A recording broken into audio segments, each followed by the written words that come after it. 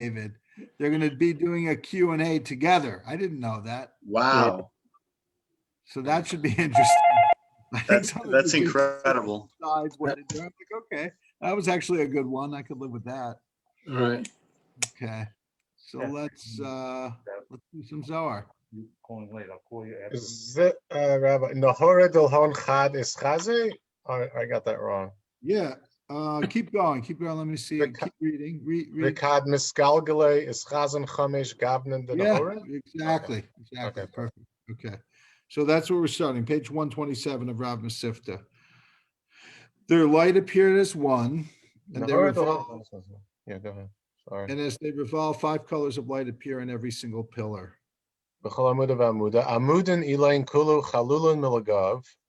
These pillars are all hollow inside, V'Katsalke v'Nachte Nafke Minayu Shalhoben Denura. and as they ascend and descend, flames of fire shoot forth like calyx and blossom. K'Gavne Chezur v'Shushan. Le'ela Mikol Amuda v'Amuda is Tlas Tapuchen. Above every single pillar are 3 apples, The Batshe Behu Tlas Gavnen. Sumak York v'Chivar. in which 3 colors collide or bang into each other: red, green, and white. B'chol Gavan u'Gavan Melaton Asvan Balte. In every single color flash protruding letters of flames of green fire, never subsiding, comprehended by no one. We're just going to read right through the page, and then maybe Zev, you could read the notes. And this is, again, just to note, this is like a description of the Beit HaMikdash, or at least the spiritual version of the Beit HaMikdash, okay? Which is a continuation of what we were doing a while back, a few months ago. Arba Galgalin Mischamon Mitachamon Ovad Siur. B'chol Amuda v'Amuda. Wheels arranged in design in every single pillar. Be'inun Galgalin is Pilion Rabravan. Those wheels are great wonders. Kad Mistachron Mapkin Minayu Zagin Dedava Vavni Yakar. As they revolve, they emit bells of gold and precious stones, Umiyad Miskanshe Begavayu. which Ulunafle are La'ara. absorbed back within, not falling to the ground. Kad Nafkan Inun Zagin Dedava Be'inun Avni Yakar. When those bells of gold and precious stones emerge, Gov is Charusa Del Galgalin. through the revolving of the wheels is heard a voice saying, Ishtama Kol the Armezos Nachlas Avde Hashem is a Kosa Me'iti Nu'um Hashem. "This is the heritage of the servants of Havai, of Hashem, and their triumph through me," declares Yud Kei Vav Kei, declares God. Isaiah 54:17. 2 lions in every single wheel. In every single. Train Aryan B'chol Galgala V'Galgala. Arya Chada Mesitra Chada. Arya Chada Mesitra Lion Chada. on this side and one on the other, all of green fire. Kula Me'eshi Yeroka V'Gula De Comes Tachon Galgalan. A whirl of revolving wheels. These embrace one another and all move in a whirl, clinging to each other. Mischavgan Ilan Be'ilan V'Azay Kula V'Gula Misdavga Dabada. Katsalkin Amudim Menahaman Aryan Ilan And the Be'ilan. pillars ascend, the lions roar at one another. V'Tapuchen Parchin Ba'avira V'Salkin La'ela. The apples fly through the air, ascending on high, Batshe Ilan Be'ilan Ba'avira. colliding with each other in the air, V'Savala Asraya Mitama Nafle. returning from their place, and from there falling. The Aryan Pashta Yadayu Lanat Lalon. The lions stretch their paws out to snatch them. The Salkin Ilan They Migarmayu. rise on their own. O holy pious one, who has seen the skilled artistry by which the blessed Holy One fashioned these pillars? Of course, there's a lot of symbolism in here. I mean, this, even though I wouldn't say this if we were reading this in Tishrei, but because we are reading this on the eve, basically, of Rosh Chodesh, we're a day away from Rosh Chodesh Adar, which starts Thursday night, Friday. So I'm thinking already Megillah description of all of the majesty and the drapery and the gold and the ornaments in the palace and the feast of King Achashverosh, and reminded of the rabbinic teachings that was a appropriation of the kelim, the vessels, the sacred and beautiful vessels of the Beit HaMikdash. So that kind of reminds me of this thing. And then, of course, you have There's also apples. Kisei. Also, you have Ahasuerus sat on the throne, supposedly, of the Kisei of Shlomo Hamela. So the throne of Solomon was also something that was very magnificent, which Nebuchadnezzar stole from Jerusalem. Yeah, so Well, he he was did. actually trying to recreate the Beit HaMikdash according to some commentaries. In other words, he knew all of the Sefirot, he knew all of the Hechalot, he knew all the stuff, and he was creating his own version of them, which, by the way, isn't that far off from perhaps how people did things back then, especially based on the movies that I've been watching. But you've got apples, right? We have, of course, the apples of the Chakal Tapuch and Kadishin, the theme of apples, and Shechina, and the colors which associate with different sefirot, different usually Chesed, Gvura, Tiferes, or I don't know what he's going to suggest here. And then, of course, you have the lion. The lion is the lion appeared numerous times on the parochas. These various kind of curtains in the Mishkan that had had either the kruvim as a human faces or faces of lions, and then of course you have them as part of the Merkava. The lion is one of the things, and we're going to get to the eagles in a moment. Let's just finish this page, then we'll read the notes. Palgu Yoma Nafke Trainishin B'chol Galgala V'Galgala.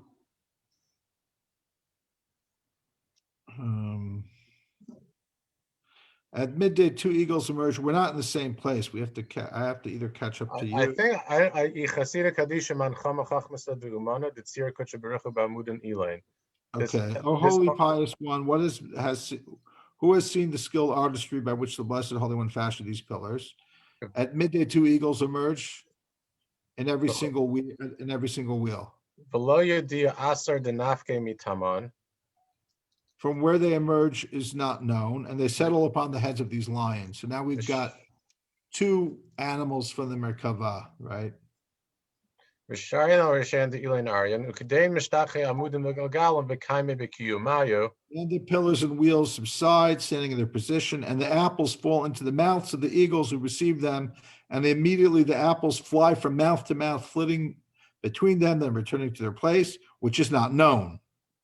An hour and a half later, the eagle raises his voice and chants an enticing melody, and are hidden away. Where is not known. Go ahead, Ben, read the rest. V'sapucha nafle apumayu de nishre umekable lon umiad parchem impuma lapuma v'azlum mashatet benayu v'savala esrayu v'lo yedia manhi l'vasar shatu apalga nishran arim and kolo menagden nuguna te'iva v'stamran v'lo yedia v'hei asar. Okay, great. Thank you. Isn't it interesting, though, that the eagle, I mean, it is what it is, but it's like lions actually roar, so they might sing. But like eagles, do eagles even make noise? I don't know. Maybe Yeah, they they like noises. What? But these are like magical eagles. So the fact that eagles sing, I mean, that's you don't watch enough movies, Ben, with like talking animals. True. That Yeah. you would then I'm in the rom. I'm in the rom. Of course, eagles sing. What? What's the significance of an hour and a half?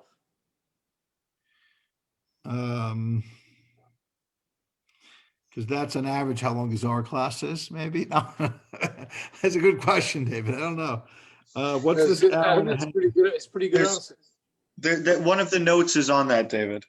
Okay, so why don't we have Zev read the notes and maybe David. Oh no, actually the note is not on that. It just refers us to a different note. Okay. Tomorrow for sing. I like that David knows why it's at midday, but just not that it's why it's an hour and a half. Everyone knows midday, but an hour and a half. It's true. Midday is a thing. Everyone knows it's a thing. Right. High noon. Okay, go on. Zev, 22. Before I read these other notes, the previous note that was being referred to here, David, on an hour and a half, says it said elsewhere in the Zohar that's how long the wicked get a respite from their torment in Gehinnom. That they get an hour and a half off. I thought Every they had so all of often. Shabbat. Yes, that's what I thought. Only if Well, they come to the Kalbah shul.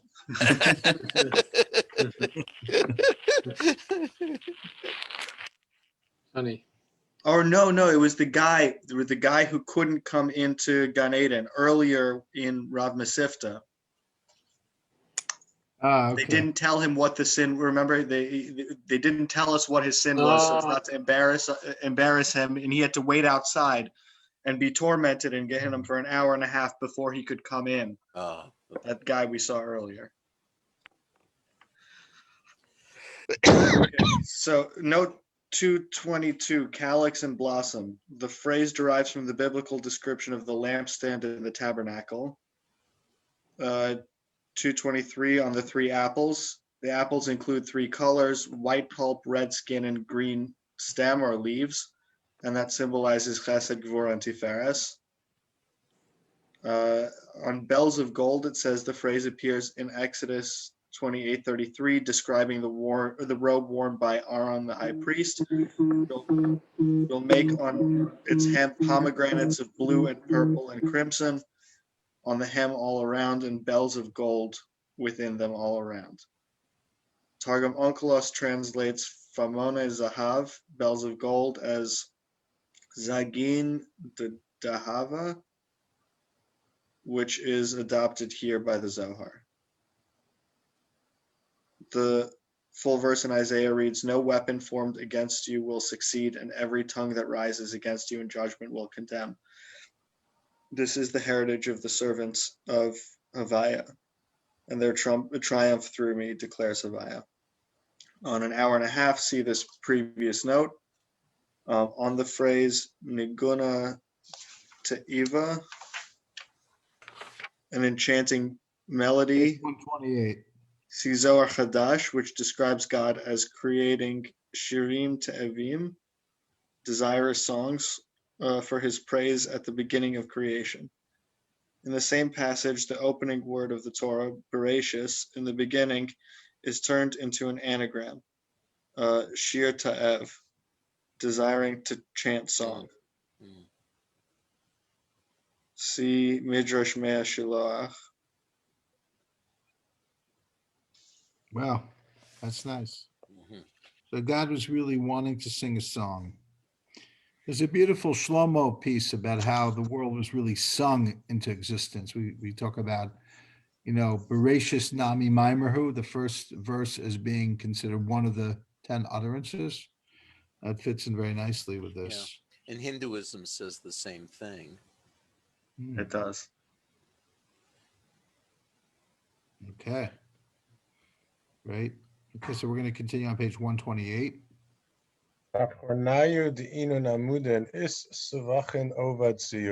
Around those pillars are lattices designed of red, fire, white light, and strands of gold. Circling all around on every side, and a spring of water go on, and it is said, half of it to the eastern sea and half of it to the western sea. It's Zechariah 14:8. Let's continue. Here, the head of the academy explained this verse, inside and outside. While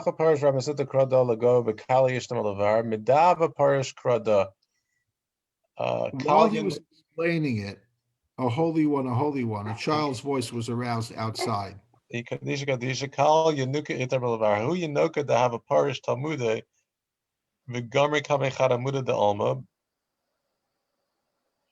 This is the child who studied and presented his learning in the presence of a pillar of the world.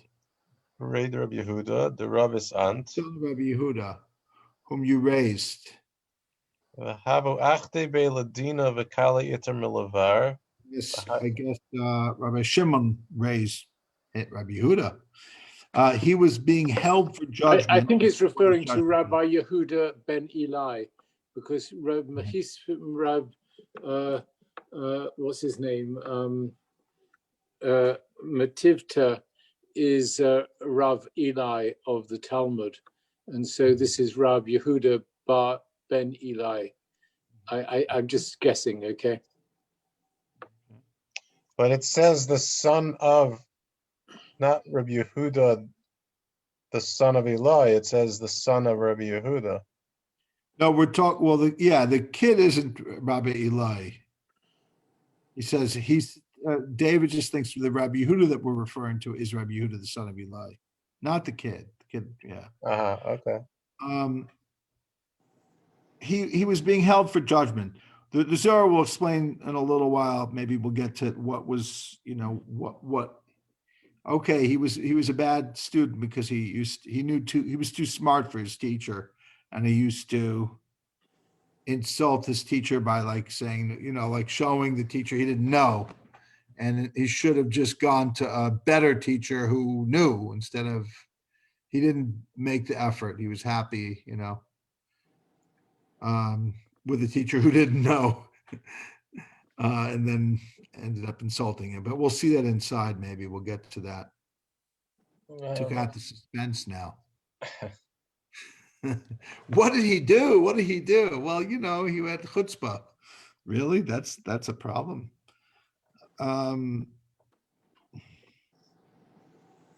His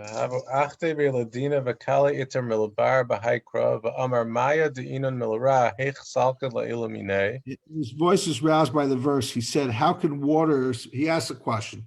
How can waters below ascend higher to a place that is higher by several rungs? What need is there for those waters? So he's referring to this idea, a very basic idea in Kabbalah, is that you have the Mayan Nukvin, the feminine water, so to speak, that represent the avoda of the person, the actions of the person, the efforts of the person, and they somehow go up into the higher realms, many realms up, right? They go from Malchut to Tiferet, and then to Chachma, to Bina, whatever level. And this whole premise of like that, what we do has this effect on high, he was bothered and questioned it. And how can a place from which all springs and streams issue, those springs and streams flowing ceaselessly, that same place is going to be saturated from a parched place. Now, that's where everything comes out of, and it needs our little dry, whatever. It doesn't make sense. Has anyone ever seen a dugout pit providing water to a flowing spring? It's like saying here, my cup here is going to fill up the Hudson. It doesn't make any sense, Okay.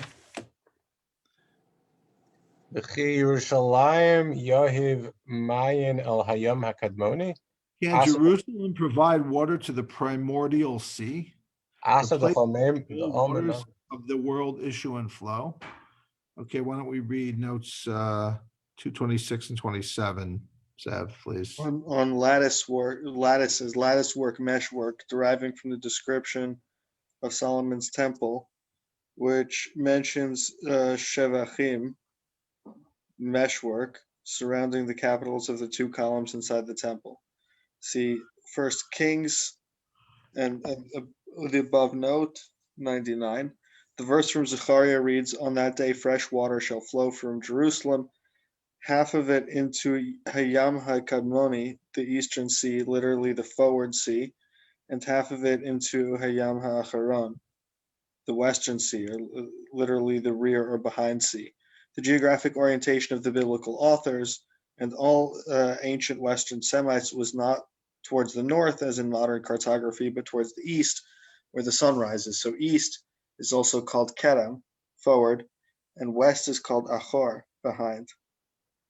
And the next note on explained this verse inside and outside, both inside and outside the academy, or according to both its deeper meaning and its simple sense. The anonymous child whose voice was heard outside the academy had studied under a great master of Torah, a pillar of the world, the son of Rabbi Yehuda, who had himself been taught, raised by Rabbi Shimon. This child was being forcibly held outside because of a certain sin that he had committed, which is clarified below. The child is troubled by the verse in Zechariah, Here, Jerusalem symbolizes Shekhinah, who is identified with Hayam Acharon, understood here as the final sea, referring to the last of the 10 spheros. The name of the other sea mentioned in the verse, Hayam HaKadmoni, is understood as the primordial sea, alluding to Bina, the source of the lower 7 spheros. The child wonders how the waters of emanation below, within Shekhinah and Jerusalem, can ascend to Bina in the primordial sea. Why would Bina, the source of emanation, need these waters? And how could Shekhinah, who is dry and parched until she receives the flow from above, saturate Bina, who is herself a flowing spring? On the theme of the wonder child, see Sholem, and then on a person, student being considered his child, see the Talmud. In the name of Rabbi Yochanan, whoever teaches Torah to his friend's son is regarded by scripture as if he had begotten him. And on Shekhinah as a pit or cistern, see elsewhere in the Zohar. And also elsewhere on the Zohar, you can find the image of a dugout pit and a spring. Okay, great. Thank you, Seth. We're going to go to page 129.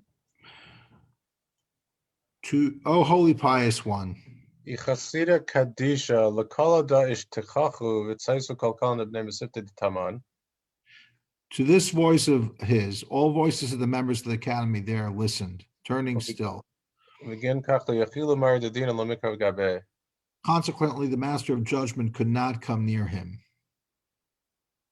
Bacha Rabbi Shimon, Amalei Lo Tifke Butzina Kadisha. Rabbi Shimon wept. He, Rav Mesivta, said to him, "Don't weep, holy lamp. Happy is your share, for even children, on account of you, utter concealed secrets of Torah." Come, I will tell you what all the members of the academy did because of that child's voice. So on the one hand, there's some punishment. On the other hand, they're very impressed with this child. When his voice, are we going to get an answer to that question? Which is the seems like a pretty big. Is this what's that about? What the child's question of like, yeah, what does the heavens need? Our stuff, like, which is pretty core. It's like hardcore. Like, what do we? It's like the whole Torah, really. Great question. Yeah. It's a good question. It's questioning the basics. So yeah, but first they're making a big deal out of wow, this kid's amazing. The kid, yeah. Wow, does he look cute? Get to the substance later, maybe. Okay. Tom and I will tell you what all the members of the academy did because of this child's voice. When his voice pierced like an arrow with all of them listening. At that moment, the head of the academy trembled along with all those assembled before him. He said, "Who are those that do not permit the Son of the living God to enter?"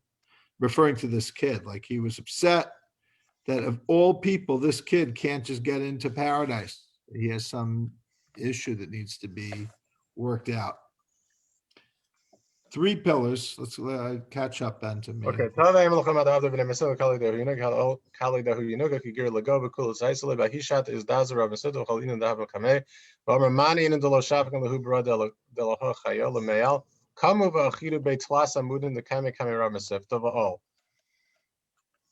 Three pillars standing before the head of the academy rose and grasped him, and he entered.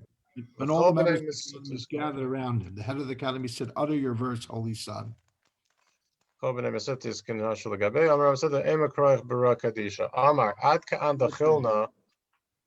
now I was afraid because I am from another academy, and when the masters of judgment were clutching me, they told me so. Until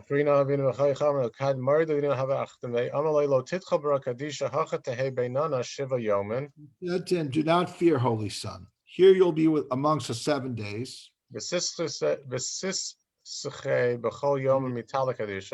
You'll bathe in each day from the holy dew.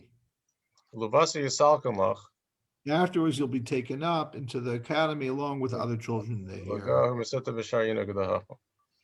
Okay, go ahead, read note 228 and onwards, Ev. To this voice of his, the spiritual messenger tells Rabbi Shimon that everyone in the Academy of the Garden of Eden listened to the child's voice, and a rapt attention prevented the force of judgment from punishing him. Rabbi Shimon wept for the child's impending punishment and his exclusion from the academy. On Rabbi Shimon's title, The Holy Lamp, see other notes. On children displaying wisdom on account of Rabbi Shimon, see below. We're going to see more of that later. Okay. Pasach hahu Yenuka v'amar v'haya bayom hahu. Page 130. The child opened saying, Bayom Hahu, on that day, Hahu, Hahu that, lo yediyah manhu. which is one that is not known. Ela v'chol asar bayom hahu yoma basrahu. But everywhere on that day indicates the last day. Amai ikra yom hahu. Why is it called Hahu, that day? Ela dahu yoma da'achit sofa b'sherusa. This is the day linking end to beginning. Beginning is called who? He. Sherusa ikra hu kamadat amer v'avad halevi hu pulchana As I b'levi. said, the Levites will serve who? He. Numbers 1823. Service of the Levites is the rung called who? He. L'darga de'ikra hu tamer End of the v'ganes. rung is called Hahu. Ha-hu, that. Hey, who. Ikra hahu lachza sofa de kaldarga. And all is one, since it is the end, hey, that is added to it. Ihu sofa itosef behe.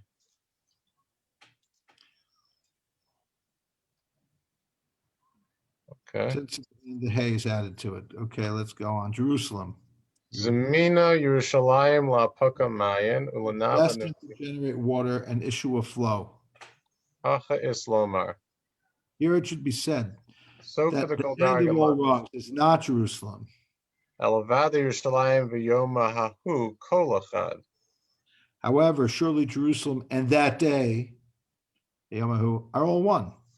Ma bein, is that because Jerusalem is the beginning, is the first, and Yoma hahu is the last, so they're one? Like in the paragraph before? Like the beginning and the end? Or no? Well, I don't know that Jerusalem is the beginning, but yeah, I guess it's closer to the beginning.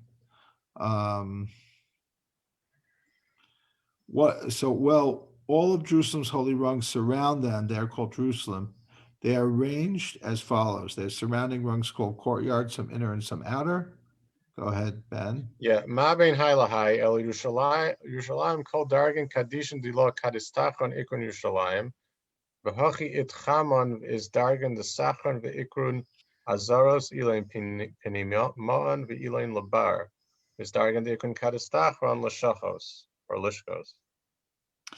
Okay, they're arranged as follows. So surrounding rungs called courtyard, some inner and some outer. There are rungs that when surrounding are called chambers. There are rungs when surrounding are called sanctuary and inner sanctuary. Within all these rungs is one point. Kvuda basmala penima nakuda da ikra yom hahu v'simanech hahu yikare eretz. That point, page 131, is called Hahu, that. And your mnemonic is Hahu. That is called land. Okay, go ahead, Zev. Notes 234 through 235. Okay. So Bayom Hahu, on that day.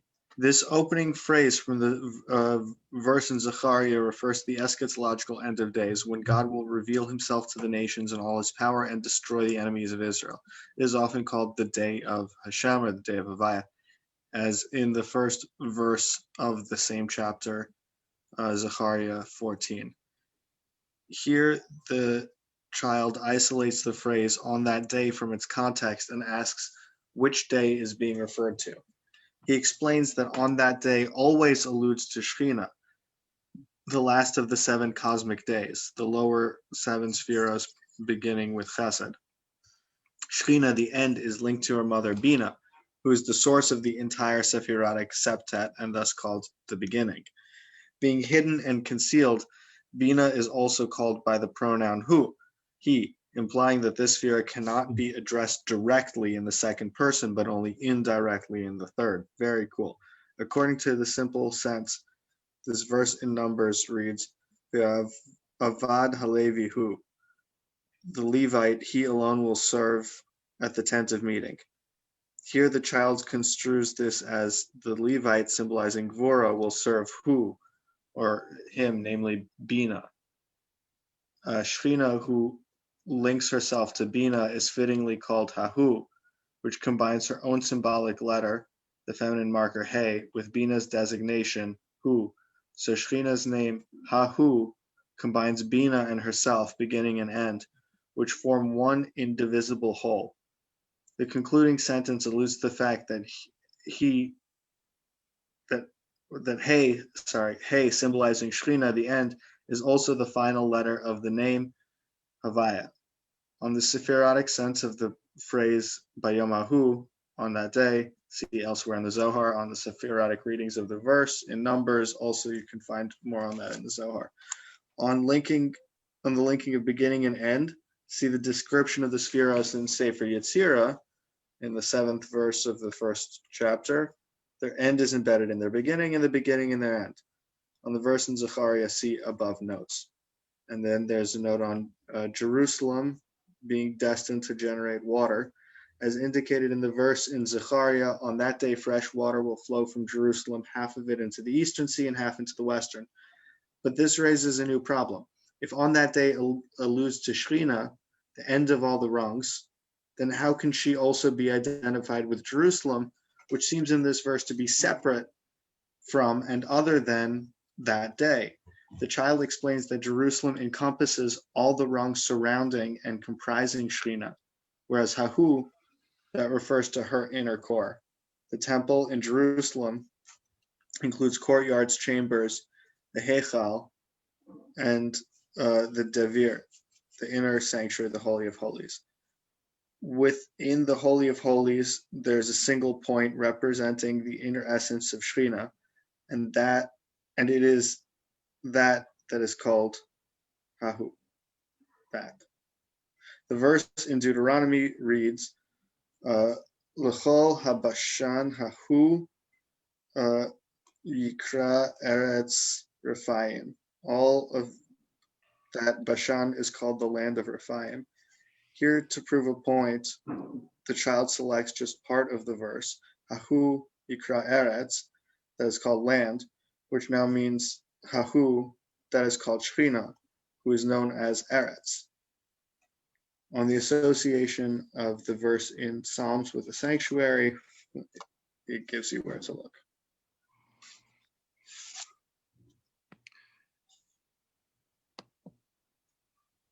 Okay. Now I know how to be a Levi better, I guess. A little bit more, yeah. Slowly.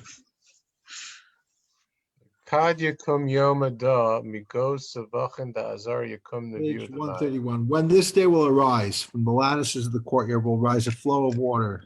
Vahu nevium min hayam akadmoni lahevi. And this flow will be from the primordial sea, like a mother whose son is between her arms. And from the abundance of milk which he sucks, filling his mouth and swelling, he empties milk into his mother's mouth. So half of it to the primordial sea. Kagana de the rabbi in the row, Muskio Halav the Yanik Yismale Pume, Isravi Bay, Arak Halav Pumadime, Katkatsiam Alayam Akadmoni. The head of the academy grasped him and kissed him. Not like Rabbi Sudman Shaki, Amar Chayecha, Ukmaha Bimasifta Durakia. He said, O life of this world, Holy Son, this is how they establish it in the heavenly academy. And it's certainly so, the final sea, her last rungs. Yoma Achron Dargam Asrondila, Ichasira Kadisha Kama Chedva Al Chedva Itosa Bahu Yanuka, Go B'nai Masifte. A holy pious one, how much joy upon joy was added to that child amongst the members of the academy. Chav Zayin Tamidaris. Were uttered by that child, and his father was adorned with 27 crowns on that day. Happy is the share of the one who succeeds in teaching his son. Shivin Kisana Trula Avuba, Hu Yoma Zako, Hulakim, and the Zahil Melech Livre. Great. Okay, so let's have Zev read notes 236 and onward. Is that paragraph sort of suggesting maybe an answer, or it's just another, or it's another example of the same question, which is like, that's part of the answer. Yeah. I love the image of the child taking the mother's milk, which he suckled, and putting it in his mother's mouth. Yeah, What an that's incredible cycle. yeah. But is it the question, the way it was originally stated, I was thinking of like, people have let's say a basement that's below water level. So they have to have a pump to get this is not a great analogy, but you got to get the pump to get the toilet stuff, right? You got to pump it up above levels. So but why is that? So it's like what? You need to pump it up higher up in the house in order to recirculate and get. Does the house above you, right? Do you need to clear the stuff through the house above? The answer is, of course not. The house above you doesn't need that. But in order for you to get stuff that's clean, you need to get it out of your basement, get it up, and then from the upper floors, you'll get sort of the nutrition, the water, etc., that you need. So it's kind of similar in our actions, or let's say this Yanuka with the mother. The mother doesn't need the milk of the child. The mother is the one who provides the child with milk. But in order for that cycle to work better for the child should feel like it's a participant in its own nutrition. Because ultimately, that's what we are. We have to self-nutritionalize ourselves. And so spiritually, the reason why we circulate the stuff back up is not because heavens need our good stuff, but because that way the good stuff that we get is sort of something that we made. Mm. And it can sort of circulate like 360. I don't know if any of that makes any sense. Not to Well, me. it's all wonderful. Yeah, it's good. Maybe, God willing. A main thing. God Stone. Good shot, Ben. That's good. No, that's good. I was thinking about this guy I know who has like a basement. He's always complaining he has floods. You like, if you only knew. Yeah, if he only knew, it's part of the Zohar. Okay, why don't we have Seb read 236? When Shekhinah, known as that day, symbolized by the heavenly temple, will arise, waters will flow from her. This flow originates from Bina, the primordial sea, and streams to Shekhinah, the final sea, with some of it returning to that primordial sea. In the parable, the son gives back to his mother some of the milk that he sucks from her. Thus, Shekhinah restores to Bina some of her emanation that she receives from her.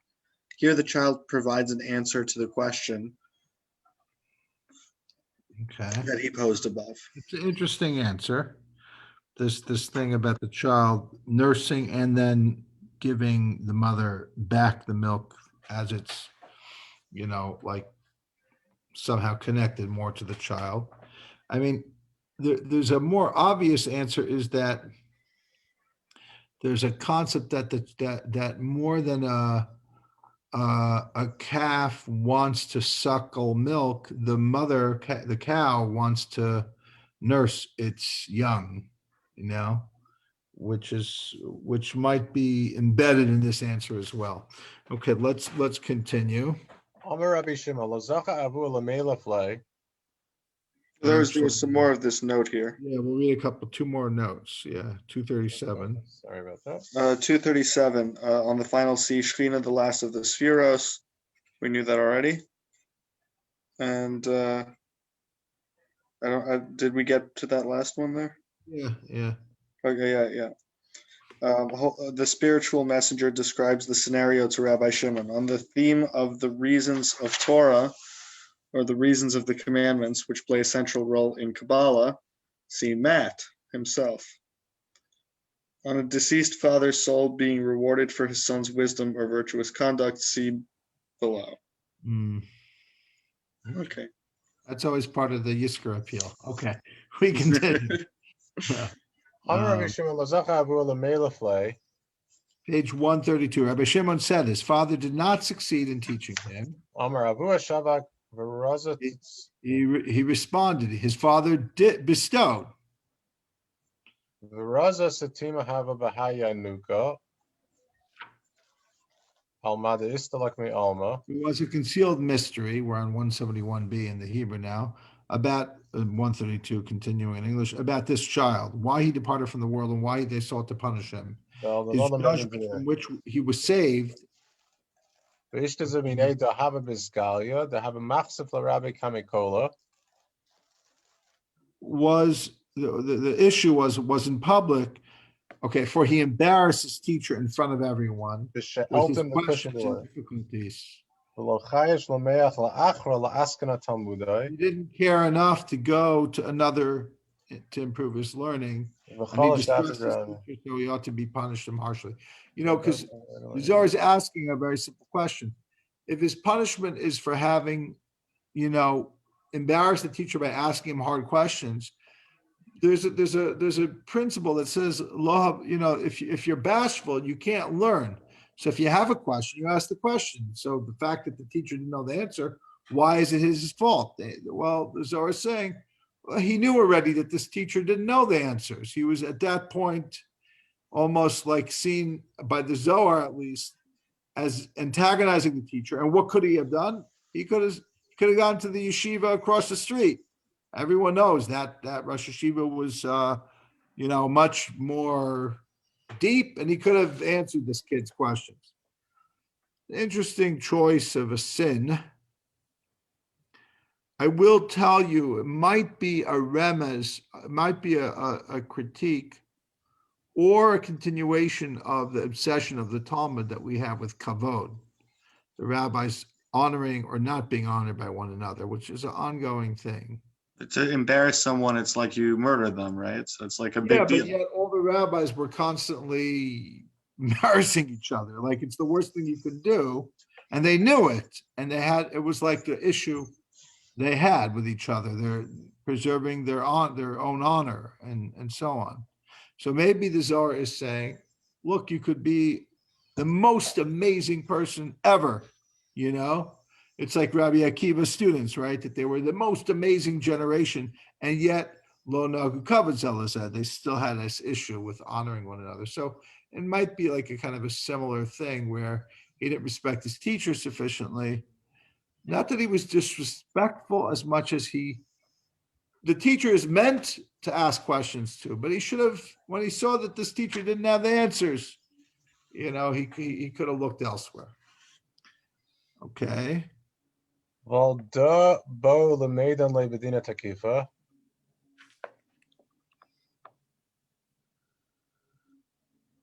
He didn't care. Yeah. Therefore, even though he was saved from the master of judgment, V'kach afal gav he's not dishes saved more here. lo ishtas of hacha shiva yomin havi to lo ishtalam diyukne. 7 days pass without his image, like we talked about before. This kind of connects us before to the spiritual, garment that the soul needs to ascend into Gan Eden. So it's kind of a reference to that. He was in this waiting period. I like it to say, like when you're on your smartphone device and it's waiting, whirling. So his soul's garment was, not complete. He was getting that whirring thing. That's the trouble. Karava estachi Not funny. the ke'eva yatira kame kola kol inon shiva yomin ad ishtalam diyukne. And when he bathed, it was very painful. Very interesting concept. The bathing, we mentioned before, the bathing is a spiritual cleanser. It's not a physical bath. It's a bathing we mentioned in the sacred dew. He was embarrassed in front of everyone all those 7 days until his image was completed. All the As for life departed from the world, do not seek to know. O rabbi, happy is your share. Let's conclude with the page, and then we'll hear Zev. Beneath the circles of these lattices, there amid the waters of that flowing spring, one flow is distinguished, spreading, gushing, entering the great sea. That is there, tracing a path to the heart of the sea, from which Leviathan drinks until he is happily satiated and grows immensely. Tama being in mind the Hahud Neviu the Mayona, Israshim Neviu Chabas Pasha Benafak Labar, Olgo Yama Rabba, Varashim Beorcha Believe the Yama, when we nay Shasi Leviasim, Baravi, Chadi Visravi Ribuyu, the Kanafik Neviu Achara, Hahu Neviu Ispashat Vazla Betimiru. When another flow issues, it spreads secretly beneath the depth of the final sea, overwhelming all these raging waters and mighty waters, so that there will be not come forth to destroy the inhabitants of the world. Your mnemonic is, it's a verse, who makes a way through the sea, a path through the mighty waters. Right.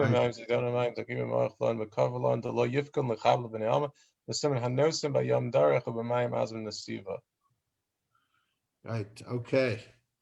Great. Why don't we do notes 239 and onwards of? His father bestowed, providing an inheritance for his sons so that he could devote himself to Torah. Next note, why he departed from the world. The reason for the child's premature death is not revealed, but the public nature of his judgment and punishment in the afterlife is based on the principle of measure for measure, since he embarrassed his teachers publicly by asking difficult questions. On the grave nature of embarrassing someone, see in the Talmud where it says that whoever publicly humiliates his fellow, it's as though he spills his blood. The next note, even though he was saved from the matters of judgment, as described in the above note, still the child suffered in the Garden of Eden. The image or ethereal body for his soul was not completed for 7 days, causing him embarrassment, and bathing in supernal dew was painful.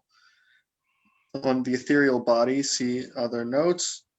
On the spiritual messenger statement, as for why he departed from the world, do not seek to know. See an above note where he said something similar. And then finally, beneath the circle of those lattices there, in the courtyard of the heavenly temple, like described previously, the final sea refers to Shekhinah, as we said. Empowered by the flow from above, she subdues the demonic forces pictured as mighty raging waters. On the Leviathan, the primordial sea monster, see other places. And on the phrase raging waters, see the Psalms where it says, then it would have come up past our necks, the raging waters. The full verse in Isaiah reads, thus says Havaya, who makes a way through the sea, a path through the mighty waters. Maybe this whole passage is like a redemptive explanation of like the old Hasidic or whatever custom of slapping kids who have like good questions. Because you would have thought like it's actually the rabbi's fault, we'll have good answers. But it turns out, no, you could be embarrassing the rabbi, and then you're going to, whatever happened to this child will happen to you. So the rabbis, in their beneficence, they decided to slap the kid and atone for that sin, and then they're okay, you're good to go.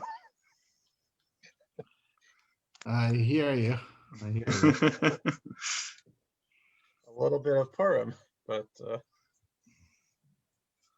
Yeah, so when they slap you, they're doing you a favor. Okay. I'm sort of saying, but the whole point here is like kind of very counter. It's not what we think. Typically we say, well, Rabbi, that's wrong, right? No, your kid, part of the reason, okay, you slap kids because they're not good, but we know that there was this concept of like, anyone like 50, 60 years ago, if you asked questions that were like questions and were out of place, like, no, you shouldn't be. A little bit like this whole story. Like, don't ask questions that are, like, prove God exists, or like, how do you know God, whatever. You couldn't ask questions like that in a very religious sort of context. But yet, okay, so maybe here he's asking like sort of even deeper questions, this child, but to then blame the child is pretty interesting. Usually you'd say, okay, adults, you tell the child, go ask someone. The Zohar as a book of Musar is just that. It's just as severe as any other kind of, crazy punishments. So that's not the part of the Zohar that I kind of can connect with. I mean, I'm sure that's the part of the Zohar that the Vilna Gaon must be like, yeah, of course, I get the sense sometimes that when the Zohar gets more harsh like that, it's doing it in order to protect the intensity of what it's about to say, to like justify that what it's about to say is not heresy, by saying like, no, of course you need to be very strict and like, very, very careful to not transgress. But if you're going to be really careful, you get to know this thing that seems like really out there, as long as you're careful. There's a bigger theory, which is the same concept, which is the crazier you are in terms of like halacha and chumras, the more you can get away with in terms of like hashkafa. You could, if people see that you're such a serious, committed Jew to halacha, let's say, then you can say some pretty radical things in hashkafa. So, and so there are ideas like that. Like as long as you like prove your bona fides in terms of like you're the man in terms of like Torah or halacha, then you get like a free pass. Somebody who doesn't have the credentials is just seen as like whatever, like nobody takes them seriously. So yeah, that's an interesting theory. Okay, let's do a little bit more. Emsa Isa da Hiazara And is if you notice, we're going a lot quicker than usual. That's on purpose because I have a feeling like that it's a very big book. I don't, and we're never going to finish it unless we start kind of moving the Rav Mesivta. So I would like to just get it done at this point. We're most of the way through it, but yeah, we do have a ways to go. Yeah, but we still have a ways to go. Now I want to keep it moving quickly, and then, next week I think we should probably take a break. We should meet, but maybe we should do a little bit of an intro to Sefer Yetzirah, perhaps, just to help you guys, because we're going to be doing that anyway for the Day of Kabbalah. Does that sound interesting to you guys? Very, yeah. Sure. Yeah, that sounds good. Yeah. So just So we a will meet next week. question. It won't be Zohar. Yeah. So do we, to prepare for that, do you have a suggested text? Because there's a lot of different versions or, about it. Yeah, just read the first, if you have Aryeh Kaplan's Sefer Yetzirah, just read the Yeah, I first do. translation. Read the first chapter with the translation and the commentary. Yeah. And if you have time, read the chapters without any of the commentary. I mean, he's got the longer version and all that, and it's just super long. You don't have to read that. Just the standard version. Yeah, because what I've noticed is that everyone seems to have their preferred version of it. Like, I'm reading the Hammer thing, and she has her ones that she excises other ones, and there's like how many different versions are there of Yeah, I mean, there is a number of versions, and Aryeh Kaplan has a number of them in the Sefer. Yeah, he prints but- 4 but- different translations. Yeah. Yeah. right. I mean, there's a scholar in Jerusalem who spent, I don't know, 15 or 10 years basically reconstructing different versions of Sefer Yetzirah, and like she's something else. I would have loved to have her for the Day of Kabbalah, but I think she speaks only in Hebrew, so it's not. Anyway, when we do the Day of Kabbalah, and David Newton, you're once we get vaccinated, you want to do Day of Kabbalah in Jerusalem? We can. Yeah, sure. Are you flying us all there, Rabbi? No, you are. You're going to charter a plane, the Newton Express. And if you don't want to, we'll just do it on Zoom. Well, we could use the version that Dalai Lama has, talk in Yeah. Hebrew, and then we'd have an English translator. Yeah. Well, maybe I was actually, it would be nice to do a Day of Kabbalah in Jerusalem. But if we can't do it in person, Princeton wouldn't be good enough? Princeton would be great. The Jerusalem of, what New is Jersey. it? New Jersey? New Jersey. Okay, so I think I'm gonna go offline, off Facebook.